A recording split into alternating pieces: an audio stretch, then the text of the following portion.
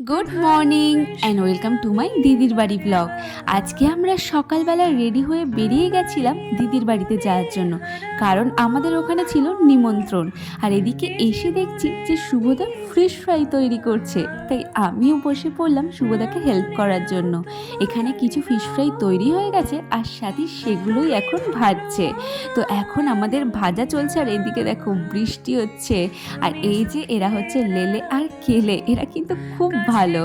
আর এই দেখো আমাদের ফিশ ফ্রাইটা এখন ভেজে তৈরি হয়ে চলে এসছে। ফিশ ফ্রাইয়ের সাথে কাসুন্দি আর স্যালাড খেতে কে কে ভালোবাসো, আমার তো খেতে দারুণ লাগে। আর শুভদা ফিশ ফ্রাইটা বানিয়েছিল, মারাত্মক খেতে হয়েছিল। দোকানেও এত ভালো ফিশ ফ্রাই আমি কোনোদিনও খাইনি। দোকানের তৈরি একটা আলাদা রকম খেতে, কিন্তু বাড়ির তৈরির কোনো তুলনা হয় না। একটুখানি ভেঙে আমি মার জন্য নিয়ে গেছিলাম, মা তো চিকেন খায় না কিন্তু ফিশ খায়, মারও খেয়ে দারুণ লেগেছে। আর এদিকে দেখো ওরা এই পাখিটাকে পুষেছে আর এর নাম দিয়েছি আমি তোতা। তো এখন ওকে খাঁচা থেকে বার করা হচ্ছিল আর আমিও চেষ্টা করছিলাম যে ওকে একটু হাতে করে নেওয়ার, কিন্তু আমি না কোনোদিন পাখি ওরকমভাবে পুষিনি, তাই ভয় পাচ্ছিলাম ফার্স্টে। তারপরে এখানে কাকিমা ওকে খাইয়ে দিচ্ছিল আর আমিও কিন্তু তারপরে ওকে খাইয়ে দিয়েছি। আর ওকে প্রচুর পরিমাণে কথা বলানো শেখাচ্ছিলাম, যাতে ও তাড়াতাড়ি কথা বলাটা শিখে যায়। পাখি খাওয়ানো দেখতে দেখতে এদিকে বাবাও চলে এসছে। আমরা এসেছিলাম সকালবেলা, কিন্তু বাবা পরে দেরিতে এসছে। আর এই দেখো এ জল খেয়ে এর খাওয়াটা কমপ্লিট করছে, খুবই দস্যু একটা পাখি।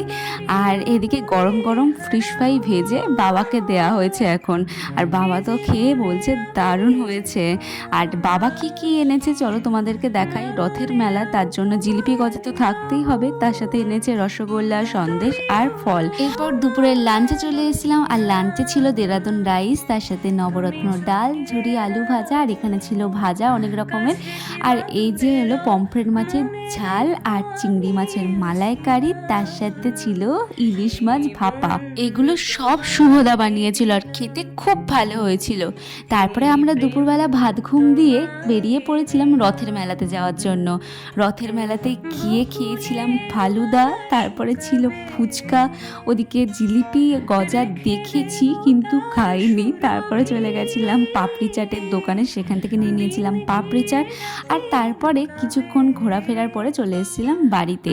আর এই দেখো এই যে জগন্নাথ মন্দির দীঘার, সেইখানের প্রসাদ একটা ছিল ঠাকুরের ফটো। পরের দিন ছিল বিপত্তারিণীর ব্রত, তাই এখানে মা বসে বসে ডোর বাজছে আর কাকিমাও তাই। তারপরে আমরা চলে গেছিলাম মাছ ধরার জন্য, আর এখানে দেখো কত বড় বড় মাছ ধরে নিয়েছি। আজকে আমার ভিডিওটা এই পর্যন্ত, ভালো লাগলে একটা লাইক করে দিও। দেখা হচ্ছে নেক্সট ভিডিওতে, সবাই খুব ভালো থেকো, টাটা।